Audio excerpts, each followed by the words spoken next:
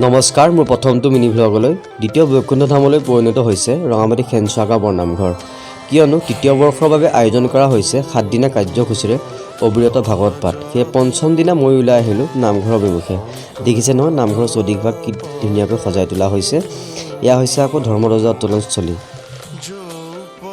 এয়া হৈছে নামঘৰৰ চৌদিশে বন্তি প্ৰজ্বলন কৰা হৈছে। সুন্দৰকৈ ভাগি কৃষ্ণ সজাই থোৱা হৈছে। এয়া আকৌ কাজিৰঙা গড় নহয় দেই, সজাবলৈ অনা গড়। এয়া হৈছে বন্তি প্ৰজ্বলন স্থান, য'ত ভক্তসকলে এগছি বন্তি প্ৰজ্বলন কৰিছে তেখেতলোকৰ মংগলৰ কাৰণে। আৰু এয়া হৈছে আমাৰ নামঘৰৰ মূল ভাগ, ভিতৰৰ ভাগ, য'ত অবিৰত ভাগৱত পাঠ চলি আছে আৰু ভক্তসকলে একান্ত মনে ভাগৱত পাঠ শুনাত ব্যস্ত। এক সুন্দৰ পৰিৱেশ, আহি মনটো ভাল লাগিলে।